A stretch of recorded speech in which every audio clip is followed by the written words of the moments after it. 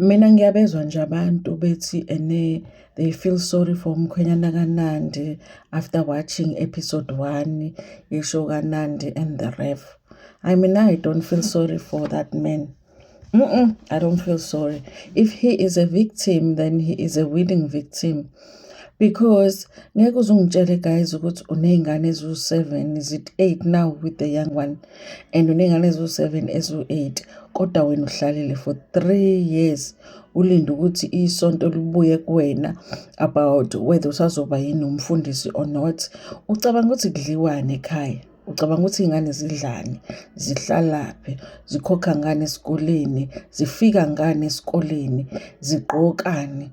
Hayi bo, phela nasebhayibhelini bakithi kuthiwani abanye ababazi, they had careers bese beyasonta. Hawu, they had careers bese beyashumayela. Ngeke nje ukuthi wena ungalinda 3 years guys uney'ngane eziwu-7 eziwu-8 awubheke omunye umsebenzi ufuna lo wakho. Hayi bo, nathi sasifuna ukuba ama-pilot kodwa asiwona, sabamba amatoho lawo esiwabambile for ukuthi kufide iy'ngane. Ngeke bakwethu ukuthi sizozala bese wena ulinda nje lo msebenzi owodwa oyi-passion yakho ukuthi mina my calling ukuba umfundisi, phela mina my calling ukushumayela. Kulungile, uzoshumayela mase bekunike opportunity. Angithi now there's no opportunity to preach, there's no opportunity yokuba umfundisi, then-ke ufuna umsebenzi nje njengabanye amadoda nje nawe. Hayi bo, kudliwani laphayana guys, kudliwani kulowa muzi lowayana, kudliwani. Mina I feel sorry for those children. And then yena futhi ubaba lo sitting there telling us ukuthi we have been evicted so many times, we are basically living on handouts. Hayi baba, no. Hayi. Kuhle ukuba umfundisi kodwa ezulwini uzofika ubuzwe nje ukuthi wena njengobaba ingane zakho zazidlani, did you feed your kids? Hayi mina I don't feel sorry for that man. I feel like naye fanele ayofuna umsebenzi, noNandi fanele ayofuna umsebenzi. Ukhulelwe manje kwishopa la, akasakhulelwe manje. Fanele bayofuna umsebenzi laba yabantu. Hayibona. Shame ingane, so now they've moved to Sentini from one room, and I can imagine how much of a challenge it was ukuthi bonke bebehlala ku-one room. Bebehlala ku-one room somewhere. So now they are moving to Sentini. That house le aba-evictwa kuyona kabuhlungu, sibabona laphayana on Facebook and TikTok. So now they move to that house. Kodwa they don't have a plan ukuthi iy'ngane izofika kanjani esikoleni. Mina ngizangacabanga ukuthi lezi ngane mhlawumbe azifundi. Mhlawumbe azifundi lezi ngane leziyana, bavele bazigqokisa nje uniform basho ngathi futhi bekusebusuku laphayana kuthiwa ziyafika zibheke zivele esikoleni. Ngithi le ngane lezi ezifika ebusuku kanje ziphuma esikoleni bezikade zihleliphi vele, bezikade zihleliphi zifika ebusuku kanje. Ziyajabula shame iy'ngane zizohlala kule ndlu enhle, but they don't have imali rent. If guys it was a struggle to find one room to rent for your family. I mean, this man said because he had to negotiate with those people to let them stay in that one room. Now, how much of a struggle is it going to be now? Now, phela sekufanele ke kukhokho obani futhi what 1,000 rent. How okay, fine. Okay, we do know ukuthi indlu yayirentwa by the producers of the show because they wanted them to shoot the show. Afterwards, they should have immediately moved out. Also, they should have made it very clear to the children ukuthi this is not our house. We are not renting here. We are just here to shoot the show so that the children understand what it's only temporary. Did you see them how sad they were when we were watching that video? Sebe evictwa ngosiyama abantwana. Hi guys, no. I know lezi ngane zihlukumezekile shame, zihlukumezekile. Ngiyambona ubaba wakho uyakhala, kodwa mina nje engathi nje as part of the show singambona lo baba esenda ama-CV, singambona lo baba eyakufesa, singambona lo baba ekhuluma nabantu ukuthi guys I need a job, whatever job that you can give me ngizowuthatha because I need to feed my kids. At least i-grocer guys, at least nje i-grocer, at least mangasebenza nje athole nje 3,000 macro. Angazi guys, but hayibo, mina I was thinking hayibo, do you know how expensive it is to feed 3 kids? I have 3 kids. Do you know how expensive to feed ubagcobe ubagqokise ba-travel baye esikoleni back and forth. You know how expensive that is? And then you have two parents that are not working, and then indoda ibuka unandi emehlweni ithi what's the plan for tomorrow, bazofika kanjani abantwana esikoleni. Umuva kanjani uye endaweni la uzohlala khona kodwa ungenayo iplan ukuthi abantwana bakho bazofika kanjani esikoleni? Umuva kanjani? Meaning ukuthi the following day indoda leya ibuka unandi emehlweni ithi what's the plan, nonandi ubuka yona indoda emehlweni ithi uthi unandi naye what's the plan.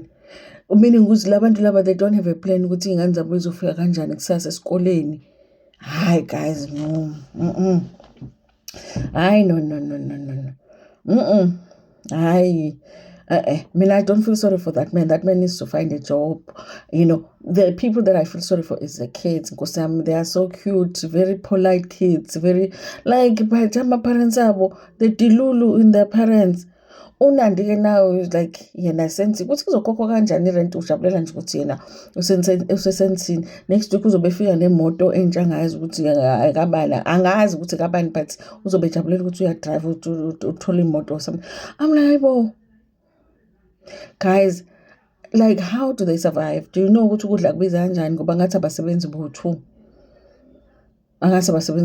unless unandi khona imisebenzi eyenzayo makes money on social media now that i-page like is doing well, it's getting ilokhuzana interaction, but nje hayibo hayi ngeke guys, that man, yes ufuna ukuba umfundisi but right now they are not giving you an opportunity ukuthi uba umfundisi. Isonto alikufuni, you know, isonto alikufuni. It's been 3 years. Even if you started your own church mhlawumbe ngabe sona ama-members awu-20 anikeleka ama-100 every week or something, you know esontweni you can always uvule izwi lenkosi elizobenza bafeel guilty banikele esontweni udla, you know.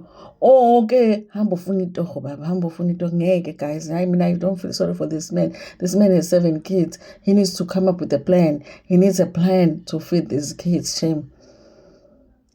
And imagine, because they were staying in one room and umntwana lo mdala uyasho ukuthi at least now in that house she will have space because ukhulile umntana, ukhulile lo intombazana, I think i-first born.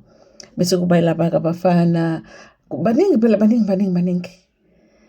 Oh, hi guys, I mean, I think this is child abuse, and ubaba khona uyasho ukuthi they are always getting evicted. Yazi ngcono urente a simple place, mhlambe nje u2 room somewhere or u4 room somewhere, then ukuthi uye kule ndawo that you can afford, bese uloku uyakhishwa nabantwana, uloku uyakhishwa nabantwana. Kungcono vele nje uye endaweni esimple, noma ke uyohlala emkhukhwini ke wakhe ufuna isite wakhe umkhukhu kodwa kube stable, because at least ingane zokwazi ukuthi okay ekhaya siyahlupheka sihlala yabo, but one day kuzoba ngcono. Then ingane from one room to Sentin, and then Sentin eviction, and then hi guys, no. Hayibo, and unandi ngathi udilulu, unandi ngathi uphila ngathi abo Real Housewives. Uphila ngathi abo Real Housewives, but unendoda engasebenzi naye akasebenzi. Kodwa uphila ngathi abo Real Housewives, like oh the house has a pool. Hayibo, ngaze ngafeel sorry for those kids. Shame. Ngaze ngabafilela abantwana. Hayi uyazalwa guys, uzalelwe enkingeni kodwa. And phela nje unandi right nje angafuna uthola umsebenzi, ubhudile wayana nje akekho mdala phela lwababa ukuthi mawumbuka ngathi mhlawumbe ngathi kunama possibilities kube ukuthi udepressed mhlawumbe, noma uyabo ngoba nje now and then uyakhala emotional because things are hard. Kodwa that man needs to make a plan, because hayi yabona uma uyi-parent sometimes hayi eyakhe ilokhuzana i-mental health uzobuya uyinakekele. Naba abantu baletha emhlabeni, naba 7-8 of them. Yo, hayi that show